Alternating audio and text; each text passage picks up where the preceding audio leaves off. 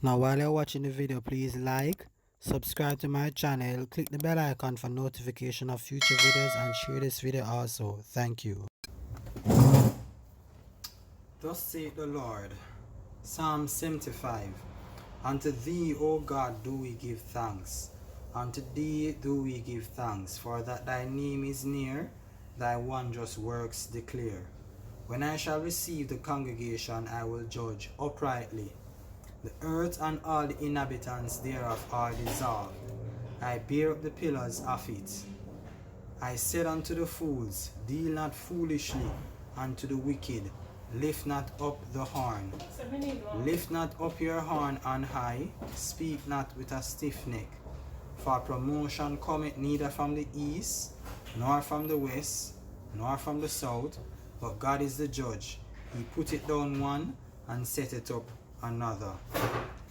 Proverbs 21 verse 1. The king's heart is in the hand of the Lord, as the rivers of the water. He turneth it whithersoever he will. Romans 13 verse 1. Let every soul be subject unto the higher powers, for there is no power but of God. The powers that be are ordained of God. Now, what are these three passages here saying to you? In Psalms, we realize that God is the person who's responsible for everyone who is in power. And he can always put down one and put up another at his whim according as it pleases him. You understand? The same is said in Proverbs chapter 21. It tells you that the king's heart is in God's hand, and he can turn it whithersoever he will. Through the influence of the Holy Spirit, he has the capacity to turn or alter, you understand, or influence the direction that a king or anyone in authority will take. You understand? So this is what Proverbs chapter 21 is saying. The heart of the king is in God's hand, and he can turn it anyhow he wants to. You understand? Now,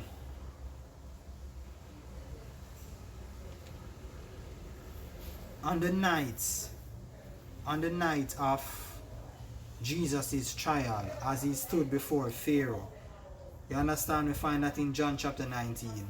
Verse 10, it tells us that, no, did I say Pharaoh? I should say Pilate, when he stood before Pilate.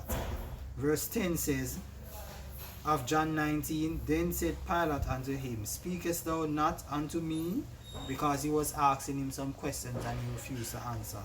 Then Pilate went on to say, knowest thou not that I have power to crucify thee and power to release thee? Jesus answered, thou couldst have no power at all against me, except it were given thee from above.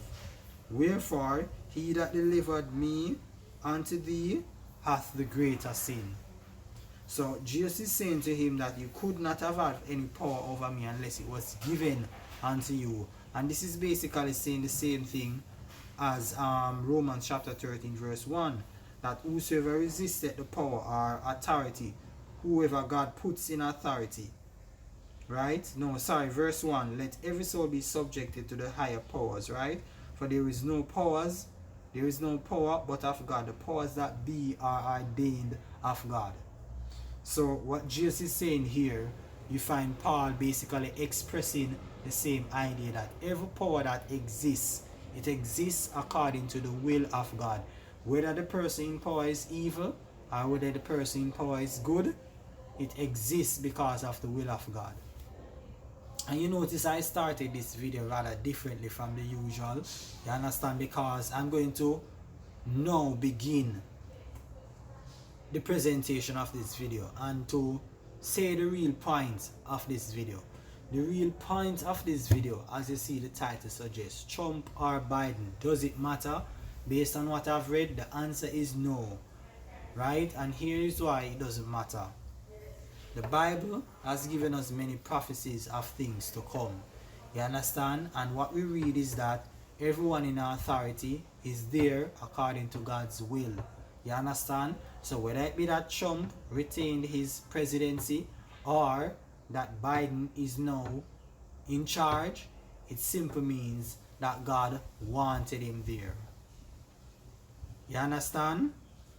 God had used Trump, whether you believe it or not. It was God who placed him there. And because his time has finished, you understand, God brought in a replacement. And this is precisely the reason why I don't dabble into politics much. I won't say that I don't listen in and get knowledge of what is happening, and that I won't exercise my right to vote. Sure, I will exercise my right to vote. I can also exercise my right to not vote if I don't want to, right? And I do believe that whether a Christian wants to partake in politics or not, the choice is up to them. You understand? The choice is up to them as to whether they want to be in politics or not. It's not a sin to be involved in politics, neither it is a sin to not be involved in politics. And I'm a Jamaican, you understand? So the fact that I'm not really the political type of guy, it makes it all the more reason for me to be the least bit concerned whether it is Trump or whether it is Biden. While I know that basically the whole world is affiliated with US and it should concern me in some ways as to who is in power, I know that irrespective of anything that is happening, God's hand is controlling the events of every single thing. You understand? His hands is controlling the event of every single thing. The party that is in power where I am living in Jamaica, the Jamaica Labour Party. I'm not going to say whether I vote or not, you understand? But I think based off of everything that I've heard and the little research that I've done on both of them, you could probably argue that it would be profitable for the country at this time for them to be in power. But I'm not for or against the Jamaica Labour Party, neither am I for or against the People's National Party. You understand? I'm just not the political guy, because I know that whichever one is in power, God's hand is in it, nevertheless. Now, this is not to say that one shouldn't vote, because at the end of the day, if you want the good of your country, you should partake in these things. You understand? If you know that this person could do a better job than this person, feel free to vote for them. You understand? Feel free to vote for them, right? So I know a lot of persons are upset because Biden is in power. You understand? And if Trump had retained his presidency, there still would have been lots of persons who is upset. As for me, as I've stated before in the video, I could care less who is in power. You understand? But I'm just saying this to you guys, that for you to take solace in knowing that Biden won the presidency, the presidential race, because God wanted him to. You understand? If God never wanted him to win, he would not have won. You understand? He would not have won, I should say, the election. So I'm just saying this to say to you all now to not let it end there. Keep on praying, and irrespective of what you think of Biden or what you think of Trump, pray for them both, right? And pray for Biden, that the Holy Spirit will encircle him, you understand, will protect him and will guide him in this new aspect of his life, you understand, so that he can run the country with wisdom and with righteousness. Now today is Thursday, right? And according to my schedule, on Thursday I stated that I would do any random topic of something happening that I feel I should talk about or address, or I may give an encouragement. And so because Biden sworn in yesterday, which will be the 20th of January 2021, I just decided now to do this video in response to him swearing in, right? Now with that being said, I hope you take everything to heart, and I hope that you are blessed by this video and that you're indeed edified.